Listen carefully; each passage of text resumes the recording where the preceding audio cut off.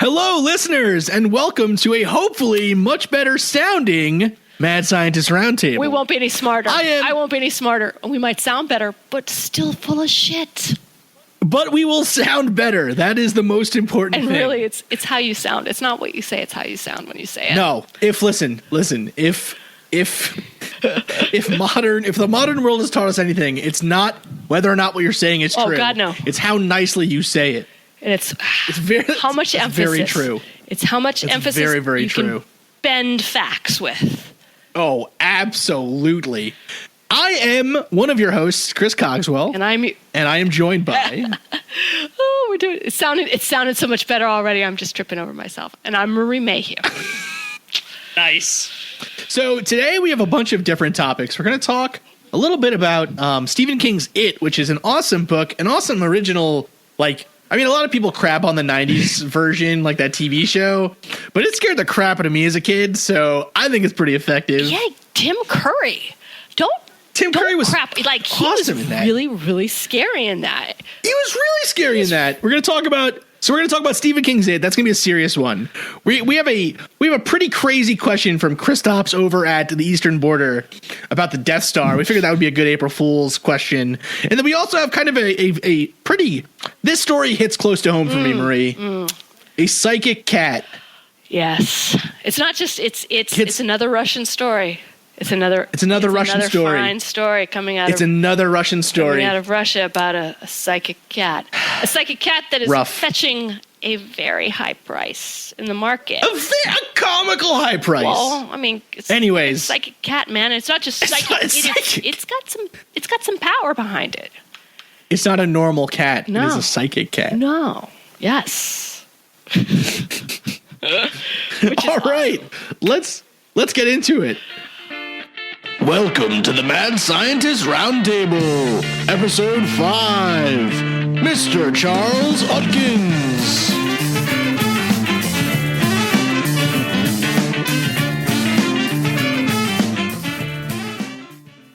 So, okay, Stephen King's It. Not just Stephen King's It, but Stephen King's whole location of his whole thing, Maine, and why small towns and small locations in Maine. So the reason that this is coming up is, and I don't think, it is. So when I told Maria this idea, she was like, "Why is he always crapping on Maine, He's always crapping guys? on Maine. Like, what's the deal? There's no why he is. He's always crapping on Maine. So he loves Maine. I think he still lives in Maine now. He better fucking be putting something back into that economy after fucking. So you know what? We live. So where I live right now is really close to a restaurant that Ken Burns owns. Oh, do you know who Ken Burns is? Fuck yeah, I know who Ken Burns is. Okay, Mr. PBS. Oh my God, Mr. Civil War. I find his voice really he puts me to sleep. Oh yeah, I cannot watch his documentaries. No. It's too much. It's too much Ken Burns. They're also 47 hours long, right? Yeah. Well, yeah. But epic. So one of my I'm not going to say which family member. One of my family members is a big history buff, and he fucking hates Ken Burns. Hates him. Because he's like. That stupid guy thinks he knows so much about the Civil War. And jazz. He did Civil War, jazz, and something else, right? I don't know that much about it. So we went the Great Depression. Oh, yeah. Oh, there it is. Depression Okay. He did. Nice. So we went to his restaurant though, and the whole time it was grumbling fucking Ken Burns, son of a bitch. Fucking Ken Burns restaurant? What's that what's that like? It's is there all these old photos on the wall or some bullshit like that? The menu is all you can't even read it. It's such treacle. You're like, okay. No joke, if Ken Burns' restaurant is listening right now, I don't think they are, but if anyone working at that restaurant is listening right now, I would advertise your show every week for a free turkey burger. Or not turkey. It's a lamb burger with bacon jelly on it. It is fucking amazing. Seriously? Where? So do the waiters come and the waiters come and they're like, "My dearest Amelia, welcome to the Civil War. The specials today were especially hard on our kitchen staff." They like so I think he's like a co-owner or something. They try to like keep it low key. It's not low key. But they do have a page in their menu that's like, guess what? Ken Burns. We're owned by Ken Burns. Have you seen Ken Burns? Ken Burns is one of the goofiest looking dudes on the face of the fucking planet. He is. He does not look at all like what I thought he would. He's rocking like bangs and a goatee. Yeah. Yeah. You know, no one ever looks like you think, though. No. If people Google me, I'm sure they're going to be like, Jesus Christ. What? That voice does not fit that man. But seriously, like Ken Burns, it's like, and to our listeners out there who are sporting that look, let me just do you a favor. If you're fans of Ken Burns, you know what? Cosplay that shit. Otherwise, no. Yeah. No bangs. No bangs. Not working. Grown men should not wear bangs. Okay, so that's a good piece of advice from the Mad Scientist podcast. Take that with you. The reason that this topic came up for me recently was had like a really fucked up thing happen in my hometown, pretty much. So I'm from Staten Island, New York, and so I don't really want to get into the details because I think it's a little bit too serious for this show. But it's pretty messed up, and the thing that I found so fascinating, though, whenever something like horrible happens in a town, or like whenever something horrible happens generally, they always go to like the people in the neighborhood and they're like, was there any, like, did you know this was going on? He was such a quiet boy. Exactly. He was such a quiet man, right? Like when, like I saw a documentary on, oh my God, what's the serial killer who wanted to make zombies? Dude, he was from like Wisconsin. Yeah, no, I had his name until you said it. Jesus. Every single person listening is like, what? Yelling their name. I know. Stupid. I know. Katie right now is like in her car like, oh, you come on. And I'm all like, Gacy? No, that's not it. No, that's not it. I know. The cannibal. Except he wasn't. We know who you're talking about. Jeffrey Dahmer. There it is. Jeffrey Dahmer. Okay, Dahmer. You're welcome, America. When afterwards, like he had a neighbor whose house he would go over to, and she would eat, like she'd come over for like dinner and stuff sometimes. Ooh. And she was sitting like next to the freezer with all the heads, and she had no idea, and like it's ruined her life. Yeah. You know what I mean? I mean, as you can imagine, that would be some hard shit to get out of. Okay, yep. But the thing that I think is always so fascinating with these stories is it's like people are always like, well, our town is normally our town is normally so savory. It's normally so wholesome and pure. And I think the thing with like when I read it, the first time I read it as a kid, it like scared the crap out of me so bad that I couldn't finish it. Right. But now as an adult, I've reread it a couple times, and the thing that I think is always like really interesting, but not really, I feel like people don't really like pick it out so much, is the idea of there being like the town itself is evil. And this isn't to say that like all small towns are evil or anything, but there's there is always an undercurrent of like everyday evil that we just ignore. You know what I mean? So it's like, so with this one thing, it's, you know, so I think I just find it so fascinating. So like when someone finds out that like someone was, I don't know, like someone was brutalizing homeless people or something, it's like, oh my God, I can't believe he'd do that. But then it's like, okay, but we just let them starve to death. Like, so is it the speed that's the problem? Is it the viciousness? The rapidity at which they can do such. Really though, you know what I mean? Like, so I just find this idea of like, everyday evil, like this notion of, well, it's the way it's always been. Yeah. And Stephen King does love the details of the small town. And like either it's Derry, right, which is it, or Castle Rock, which is his other favorite, little town that he's going to pick on, or Salem's Lot, right? Vampires, fucking kid vampires. Nice. So I did not know that book was about vampires until I just got a short story collection of his, and I read Jerusalem's Lot, which is like the town next to it or whatever. I just read that, and I was like, it's about vampires? Yeah. No, so man, there's not a genre he has not, like, seriously delved into. And I like... Crazy. So my take on Stephen King, because I've read a lot of his stuff. I've read a lot of it. It was actually when I was watching when he did the actual what was it called? Storm of the Century. So it wasn't a book. It was a TV story. And again, it's like some small island off the coast of Maine, totally isolated, haunted by supernatural presence.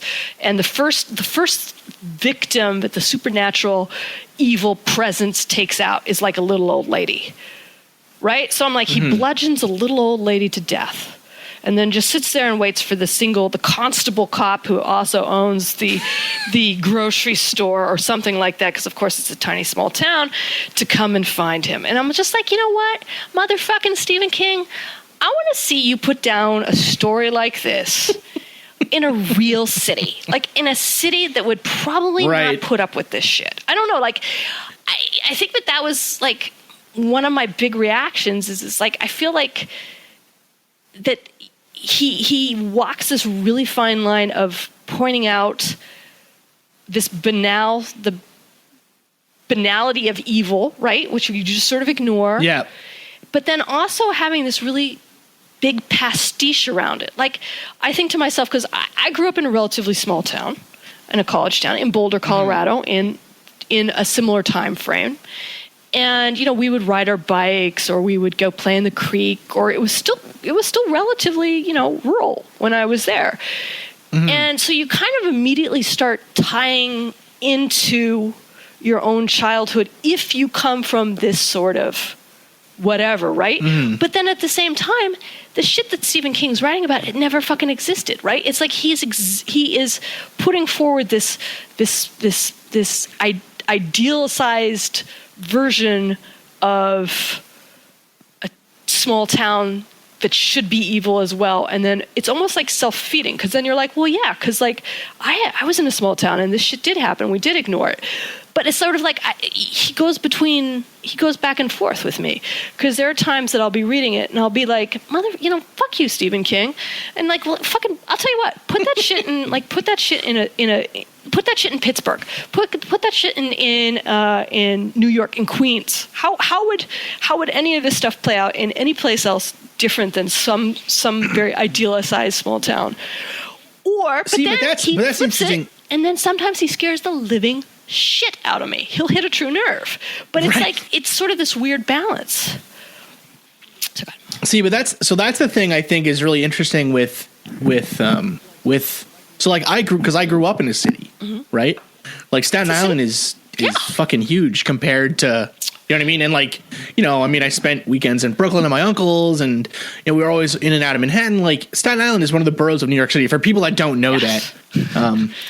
So that's the thing that I find so fascinating, is I wonder actually if I think the reason that partially the reason why he goes small town is because I think that's what he knows, right? That's where, like, because I think there's a really telling part in again, a really telling portion in it where the writer is like, Bill Denbrough, someone asks him, like, why do you, or I think this actually might have been a quote from Stephen King himself. Someone asks, why do you write these horrible things? And he tells the person, like, why do you think I have a choice of writing these horrible things? Right. Mm-hmm. And so to me, that always meant, well, my experiences growing up kind of shaped me to make me this kind of writer, And so with the thing that I always think is interesting with that whole, like, okay, like I almost think if he put one of his stories in a big city, it wouldn't have such an impact. Like, no, it couldn't. Like because I mean, a kid going missing in New York City is like, well, that happens all the time. Whatever. Still horrifying, whatever. It's horrible. Right? Yeah. Right. Horrible, right? Yeah.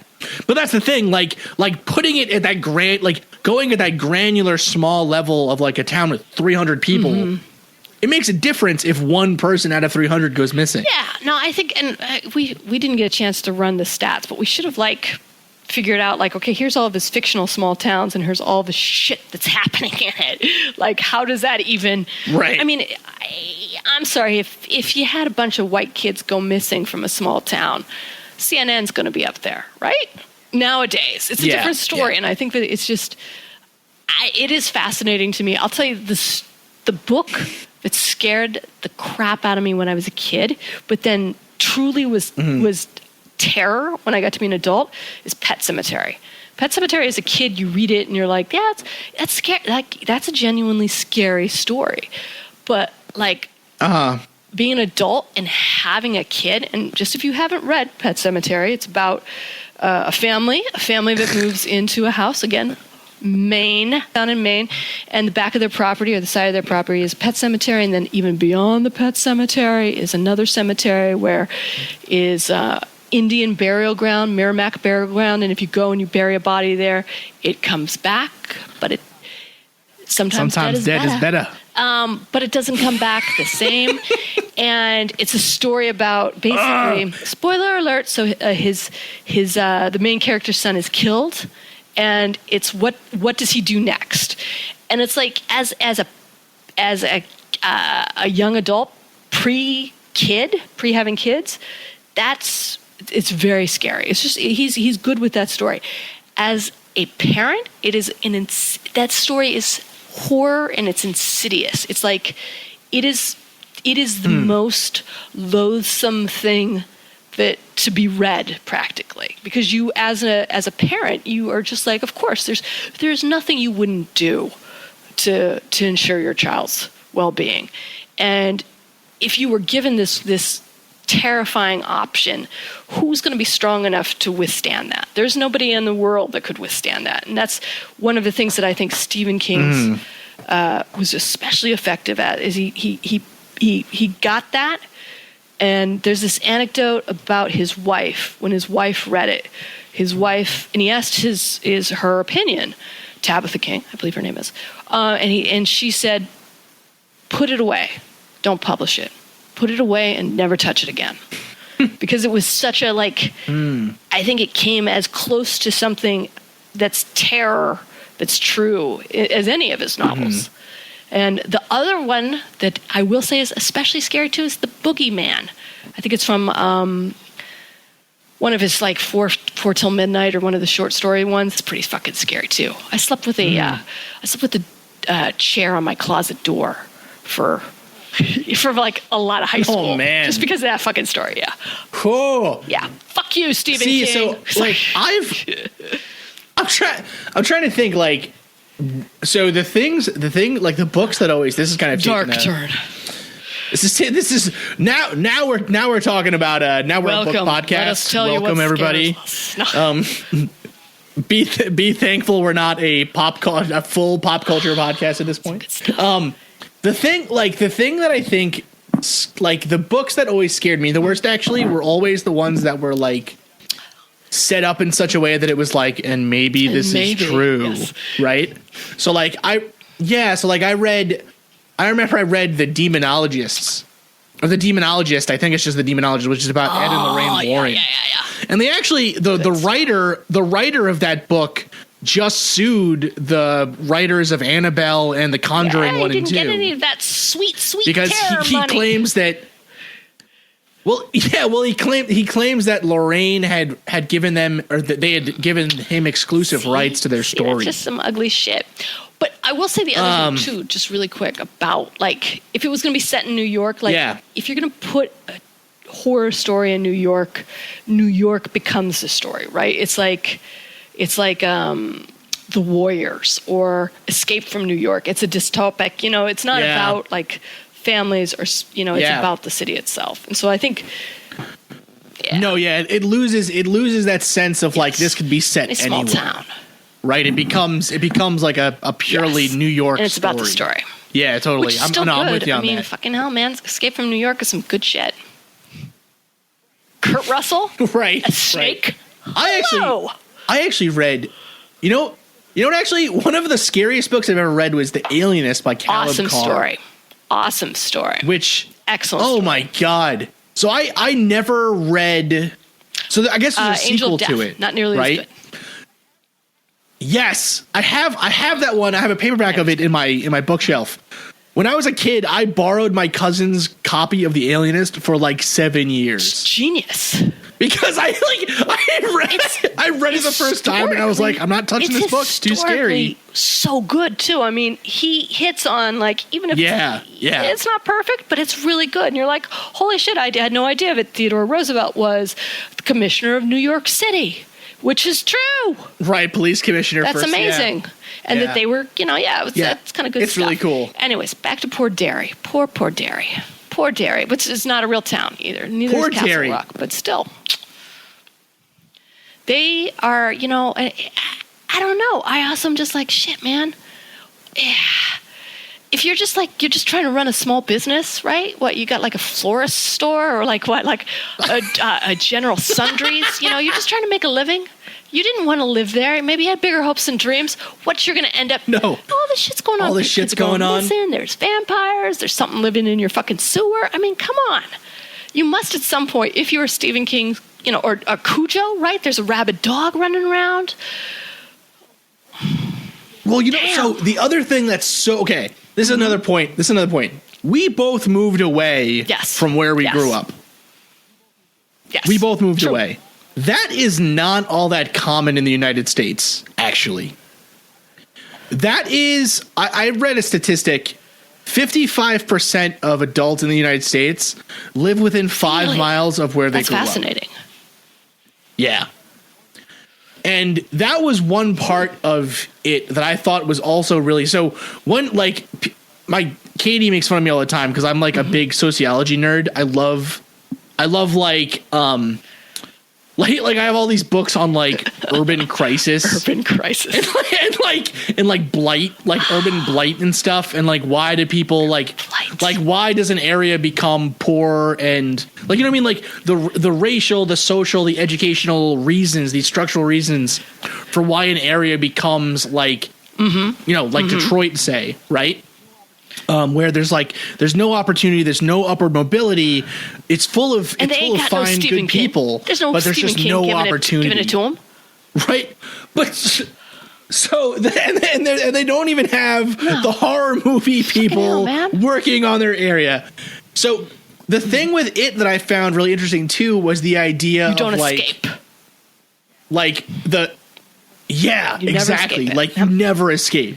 Right, that the one person who stuck around was Mike the librarian.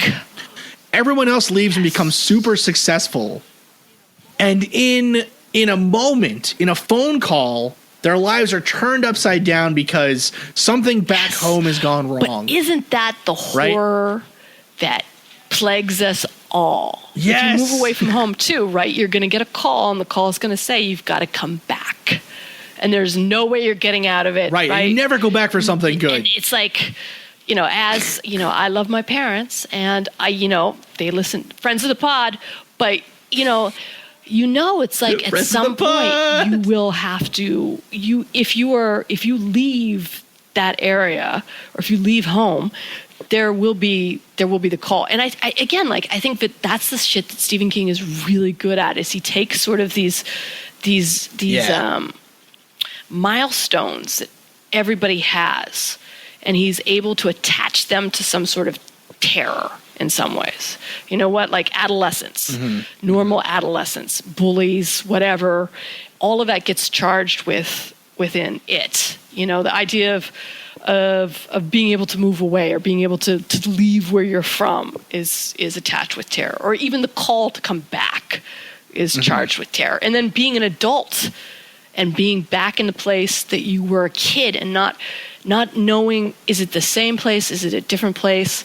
And kind of having that realization that you come back and you're still a kid. And that's such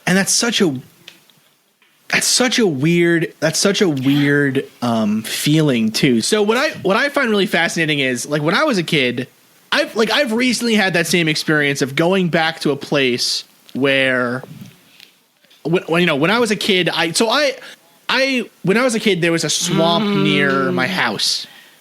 We used to go play in the swamp, right? Despite the fact that it was like full of heroin syringes and shit, I'm sure, right? Like despite the fact, swamp. I was playing with fire. You're out there in your galoshes. I remember this nature. Yeah. We used to ride our bikes through it, and so there were all these big mounds of dirt that you could jump your bike over. It was awesome, right? I remember that swamp being ginormous. I remember this being like a national park, right? It is no joke, like 3 city blocks long by like 4 city blocks wide. Like you could probably throw a football over the whole park. Like, wow. it was not big at all. But I remember like in my head, I have all these memories of being like, man, that was so dangerous. I could have gotten lost in there. And then I go and I'm like, shit, like I can see my house from here.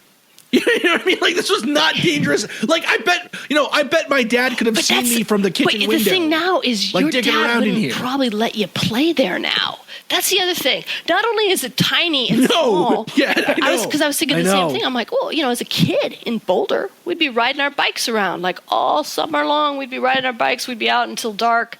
Now, fuck it. You're not gonna let your 9-year-old go ride a bike. No. That's insanity. I never see kids outside playing. I never see them. Stephen motherfucking King right there. Stephen King, bitches. Stephen King, man. Come on, man. Nice fucking. He has listen. If Stephen King is listening to this show, though, please know that we're just kidding. We love you. That shit's fucked up. That shit's no, Marie, no. I mean, fucked up. I don't care if you're living there, giving up to the tax bracket. Fucked up, dude. I'm teasing. It's some good shit. I seriously, like 3 years with a door. It's super good. On my closet door, man, or a chair on my closet door. The Boogeyman. Read it. Oh God. Oh. Yeah. All right. So topic 2. Let's go to topic 2.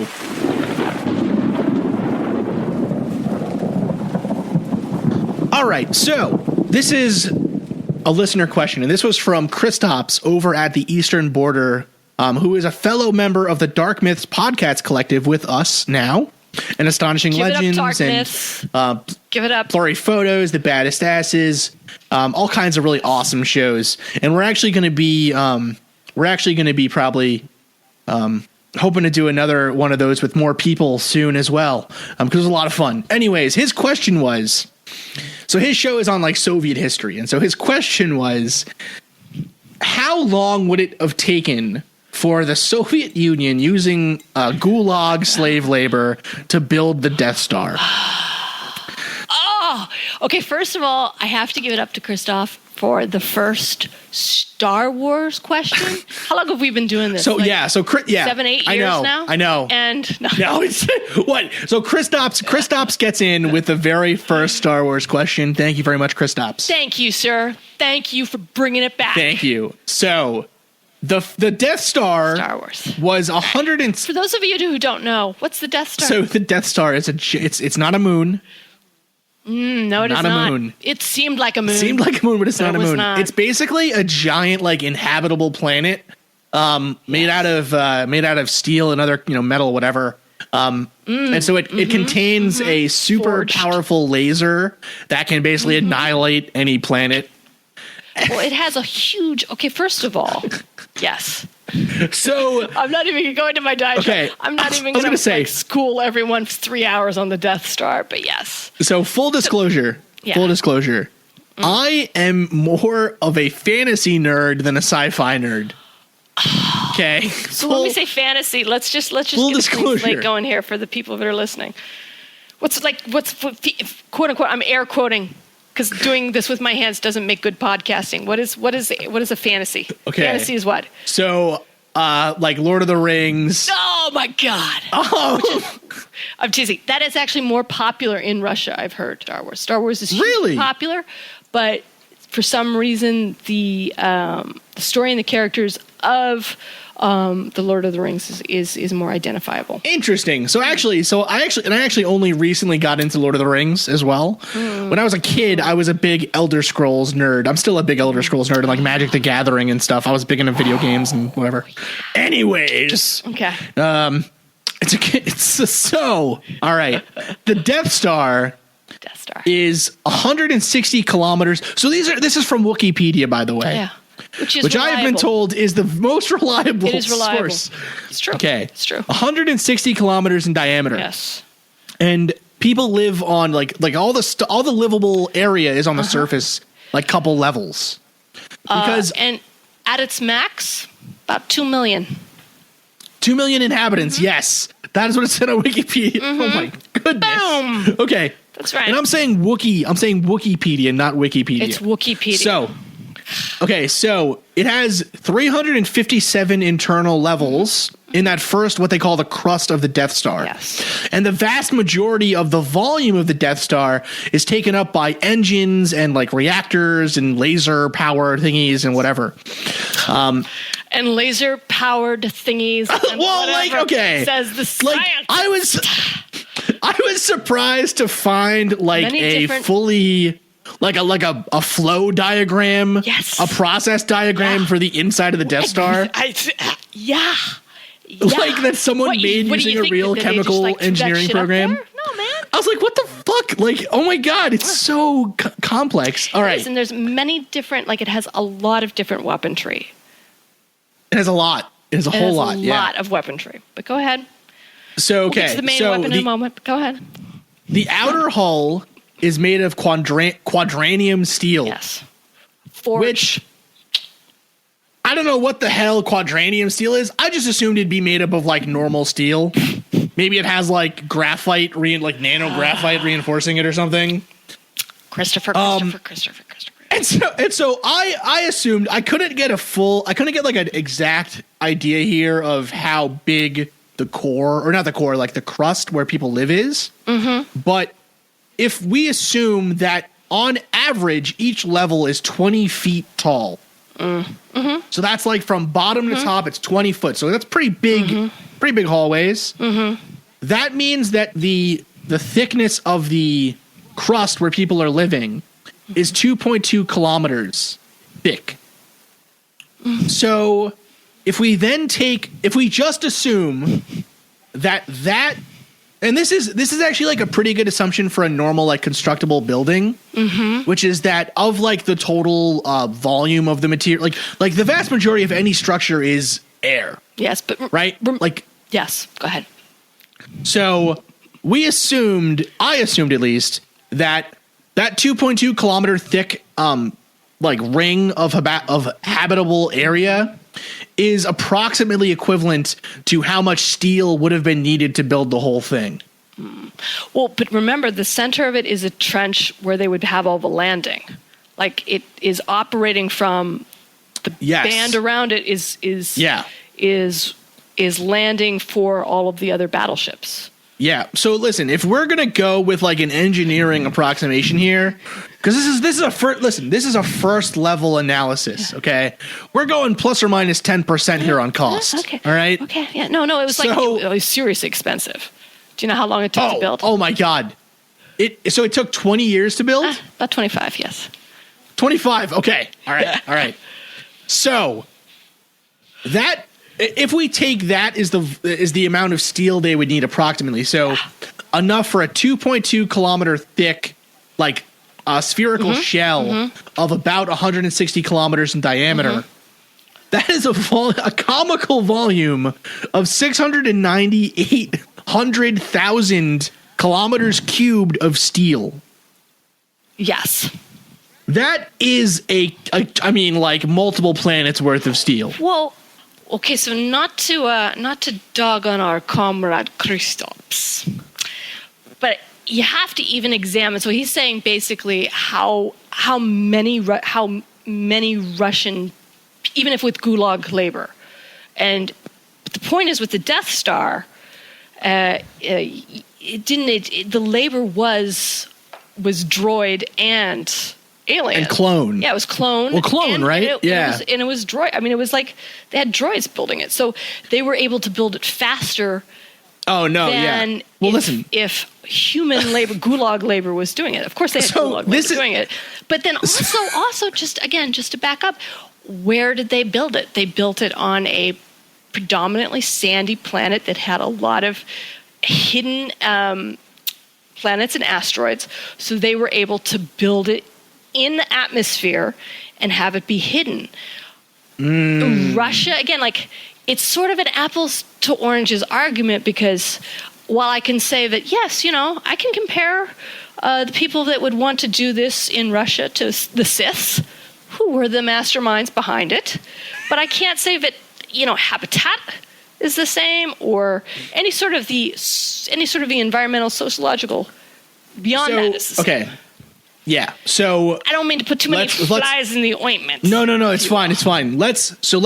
So actually, I was thinking of a lot of those things too when I was talking about this, because originally I was going to try to figure out how much money it would take to build it with like Earth dollars. Oh Jesus, man, you're like in like. What? But like that's like insanity, because again, we're assuming that they have access to pretty much free energy. Yeah. We're assuming that they have access to free energy, to pretty well-developed robotics, to clones with no rights at all. Like, they're pretty much in the perfect situation for this. Yeah. So, it's not like they probably could have built it in 25 years. It still caused a huge, there's still some issues with it. With the people who built it, absolutely. But yes. So you know what else I think is really fascinating with this? Okay, I want to finish the calculation. The fact that I'm actually making a legitimate argument for a real world Death Star. Yeah, besides there's something I want to get back to after this. Okay, all right. So as we said, using that spherical shell, it's 700,000 kilometers cubed of steel that you would need. Does it change that they built it in sort of wedges? And put the wedges up. It wasn't built like an entire. No. Like basically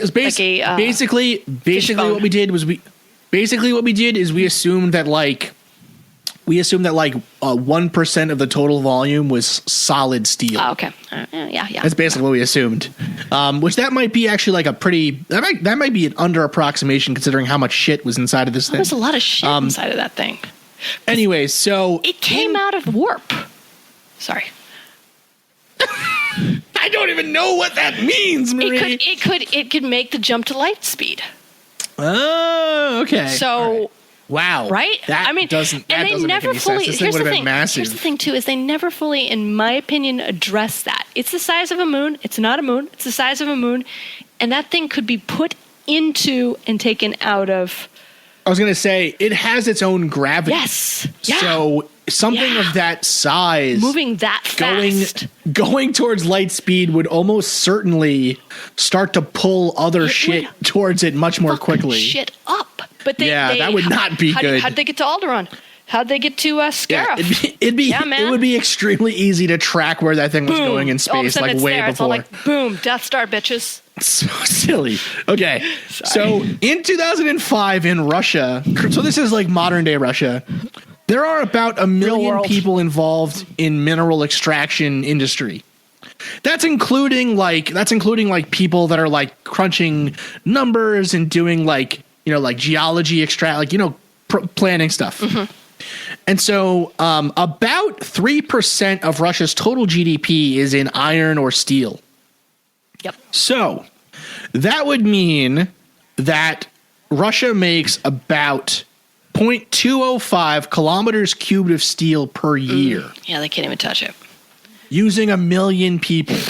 That means it would take 3,400,000 years of Russian 1 million slaves, 1 million people in the gulag working to just get the steel for the thing, let alone bring it to space.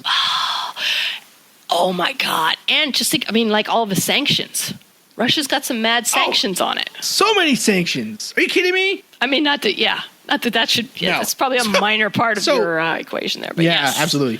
So Kristaps. There would be no way, really, as Marie was saying, to make the analysis between like how many people would it take to get it up into the air.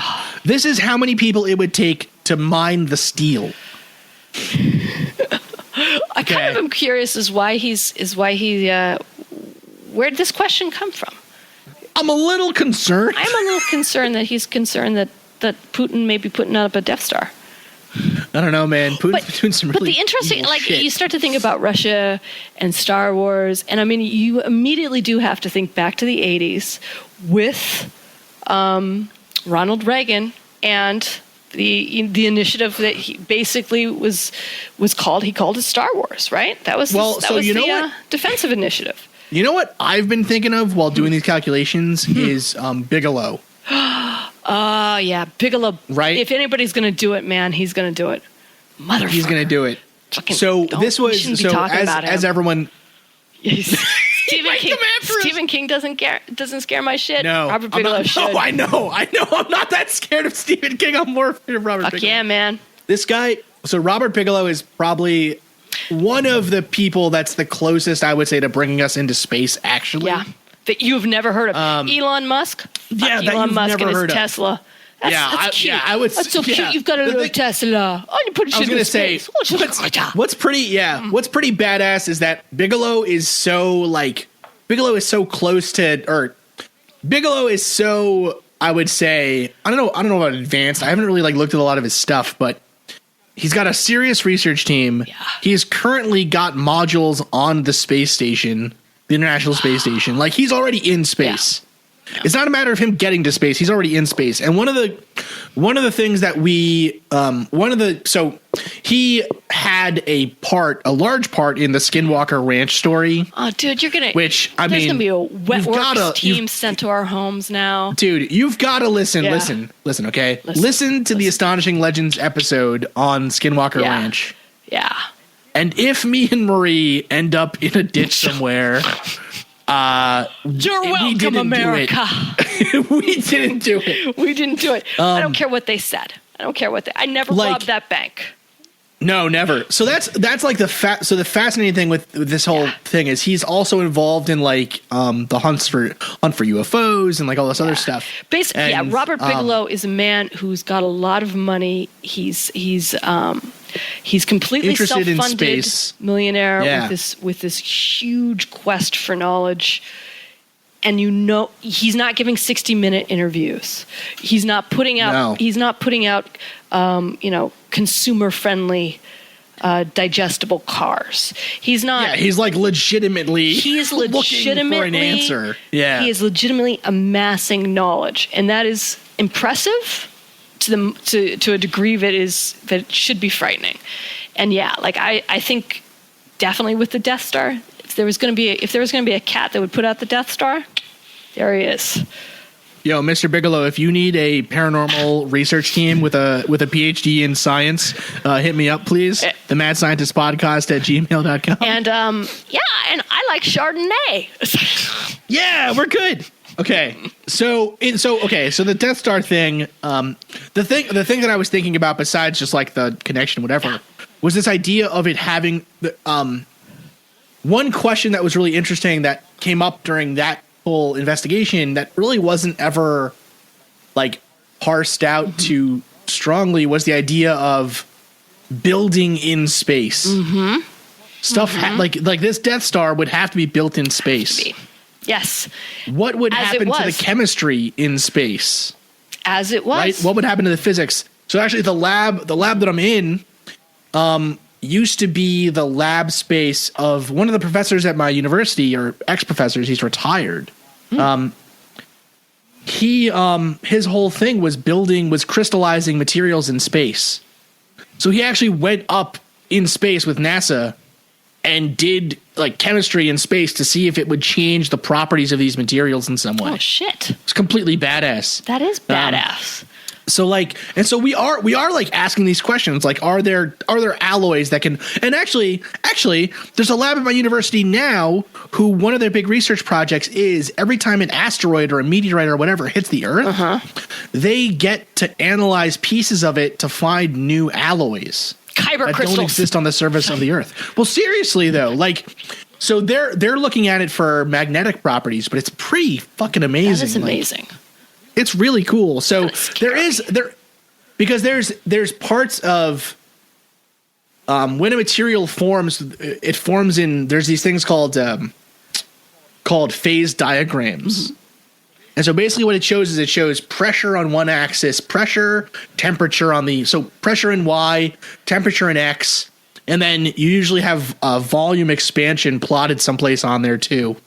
But basically what it shows is where on the temperature and pressure scale can you make a liquid, a solid, a gas, and where, if it's a metal or it's an alloy, where do you make different crystals? And this stuff could. And so there are some materials that are at such high temperatures and pressures that we've never tested them on Earth.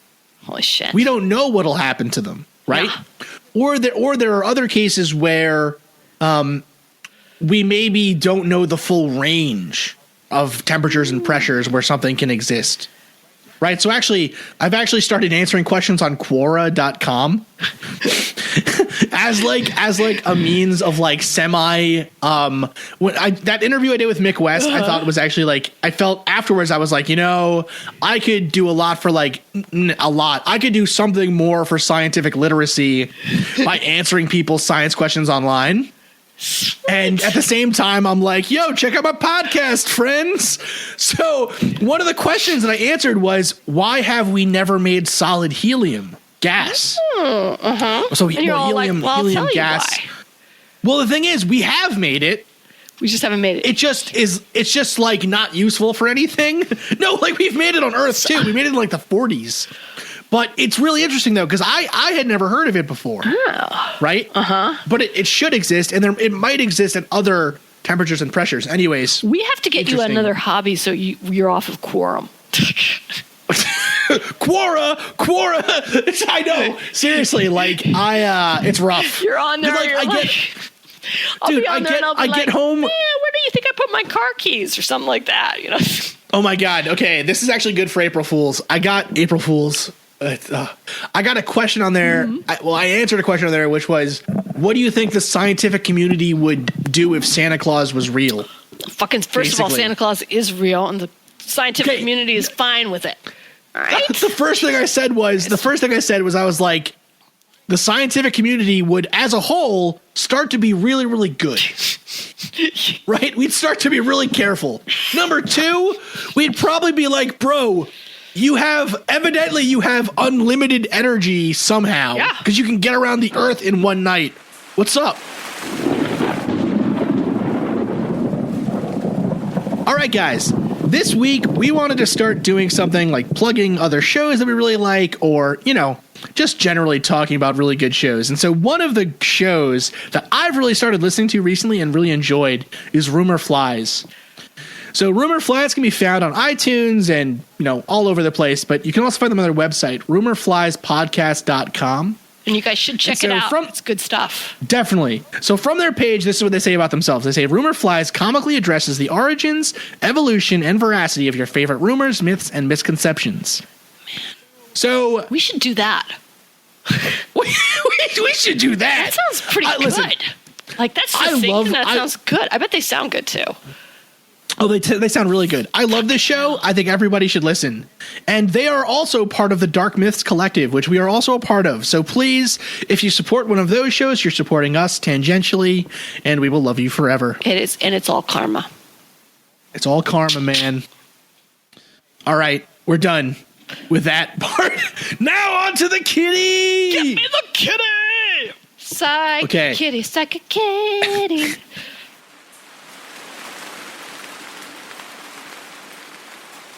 Marie, you know what I feel is missing from my life? What? Chris, if I introspectively sit back, what? I look at the big picture. I look at where I'm in my life. I say, you know what, Marie Mayhew, you're doing okay. You're all right, but you are. You look down and you see this furry orange blob, my cat Sophie. I love my cat, Chris. I'm not gonna lie, but my cat is not psychic. No. My cat, sadly, is not psychic, and I would not have this as a pet peeve. I would not have this as an existential crisis had I not found an article in the Siberian Times. Don't ask me why. I have a subscription. It's important to know. Siberian Times about a cat that is psychic. And I got to find the cat's name. The cat has a name. It's okay. Can I just say, I love my favorite title for this story is from The Sun in the UK, and it says, "He made me buy fish at 5 a.m. Psychic cat sold for 67,000 pounds to a Russian witch after ruining previous owner's marriage." The cat's name ruined it. The cat has a full name. His full name. His name is Charles Utkins. Charles Utkins. And he is adorable. He is so his little face. He's so cute. There's the picture of the guy holding him, and he's like so like that is what my cat. So my cat, I have two cats. I have Dasha and Glenda T. Seaborg are my two cats. Dasha was Katie's cat to name. Seaborg was my cat to name. And so, but this cat, it's like if in your head you thought like, oh, what does a really cute cat look like? That's what this cat looks like. And if I gave it a name that sounds sort of like a unknown Russian author that wrote the big tomes that are thick, Charles Utkins. Oh yeah, Charles Utkins, absolutely. Charles Utkins. So, oh my God, we had to study him in Romantics literature, the works of Charles Utkins. So this is. They made me buy fish, and then we had fish. This is the story, okay? They made me buy mutton. Okay, this is from the Siberian Times. It says, "Fucking the best story ever." So hold on. I can't. Okay, again, existential crisis on my end. My cat doesn't do shit. My cat's not making the cat is not even trying. The cat's not even trying to be psychic. Okay, the cat's not even trying to use the fucking litter box most of the time. So where does a psychic cat with a full name come from? Does it just spring from the head of Zeus? I don't know. This is the picture. There's a picture of this man holding this little fat cat in his hands. Distressed. And it's just this little cute face. It's pissed. And then the thing underneath it says, the caption of the image says, "This creature managed to inspire me to thoughts and shame me to do what I do not want to do." Shame. So not only is this cat psychic, this cat can tap into that primal shame. Yes, this primal shame. And he's like, I would be woken at 5 a.m. and all I had to do was I had this insatiable craving for fish. So let's flesh out. So this is the story from the Siberian Times. It says, the mind-changing Mogi begins new life working for Siberian witch after driving previous owner crazy. The bizarre story was Siberian witch. We'll get there. We'll get there. The bizarre story was told by the former owner of cat Charles Utkins, who inherited the pet from his aunt when she died. Dmitry R. soon noticed the strange abilities of his new pet. For example, appearing from behind locked doors at his home in Blagoveshchensk. He explained, the doors to the rooms were closed and the cat, shut all way elsewhere, suddenly appears in the room from behind closed doors, although nobody let him go.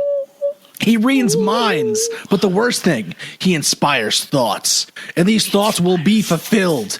They're impossible to resist. He made me go shopping and buy what he needed. Before I met Utkins.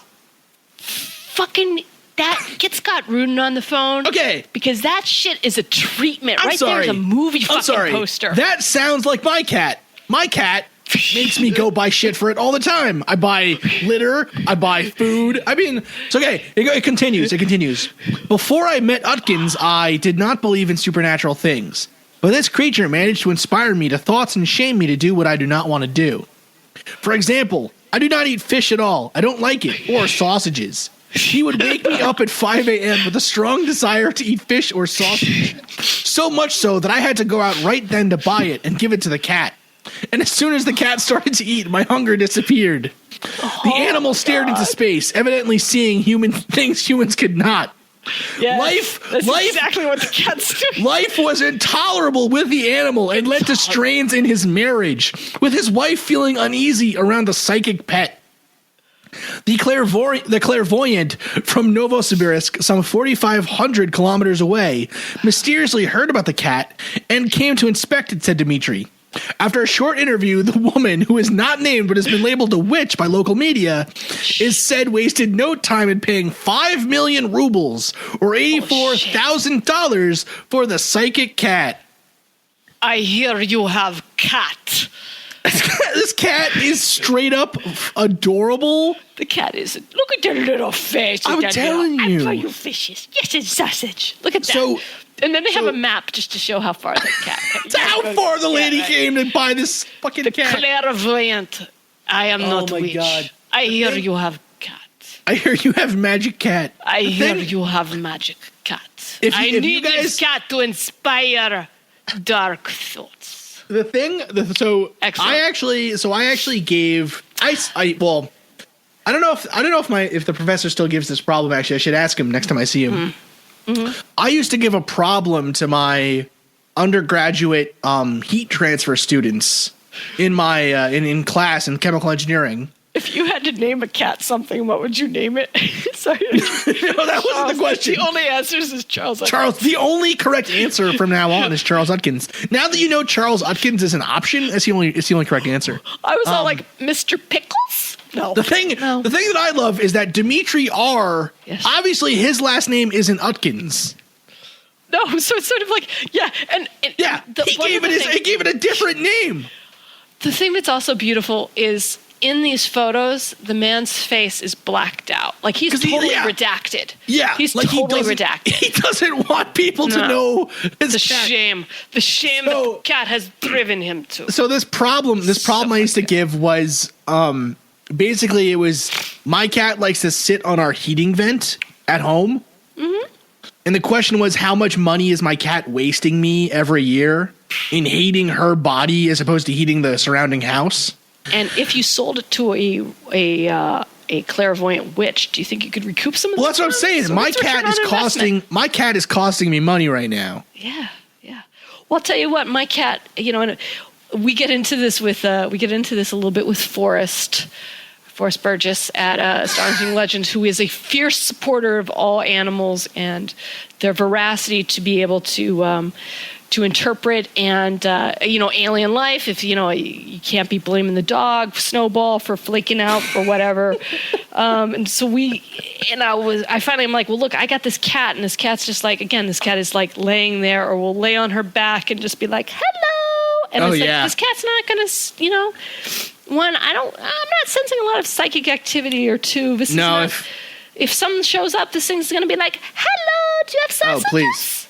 If I die in my house, my cat will eat me. The cat will eat you, yeah, probably. I don't think my cat would still be looking at me like, are you going to feed me? Really, what's going on? I don't even think my cat has the feral instinct to actually feed off of my dead carcass. No, you know that there's that video going around where it's two cats ringing a bell for kibble? Exactly. Or like treats or whatever? Yep. My cat does that. My cat has figured out that is... Like, she knows that if she bites paper next to our bed at night, she will get fed. So I had a cat that would do that. It would chew on plastic, and it would drive me crazy. Oh my God. And now we remove, like, if we remove all paper from the bedroom, she'll just bite my face. This fucking cat controls my life. Forget Charles Utkins. I think that Dimitri, by the way, just as a side point, I think Dimitri may have had a problem because he just said Utkins. The cat, if you're going to call the cat Charles Utkins, you should probably ask if it wants to be Mr. Utkins. Can I call it Charles? Does it go by Charlie? Dr. Utkins? You don't know. Dr. Utkins? Mr. Don't Utkins know. the third? I mean, what's his lineage? I mean, Utkins the third. What if it's not? What if it's Ms.? All right, maybe it's Ms. Charles. Oh, Charles is Charlie. Shit. I'm just saying that there's a lot going on with this cat. And it's psychic, and it's driving him to dark places. It destroyed his marriage. Driving him to dark, sausagey thoughts.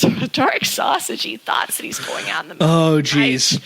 I think that's probably one of my best stories. And again, like my cat, if it sees a spider, it just sort of rolls over on it. It doesn't even, Oh, yeah. No, not helping. That is my favorite story that has come out of it.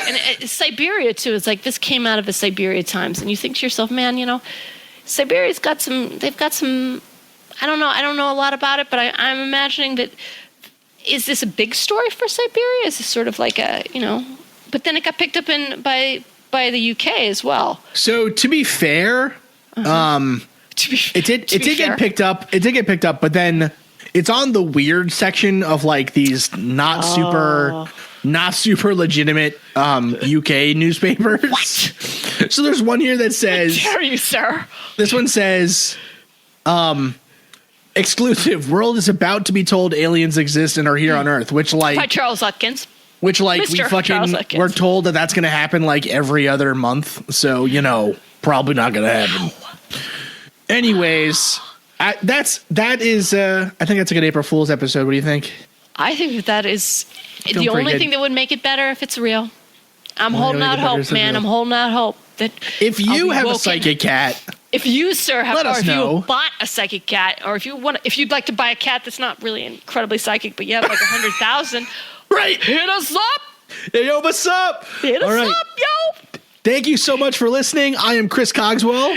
I'm Marie Mayhew. And we will talk to you next time. Thank you. Take care.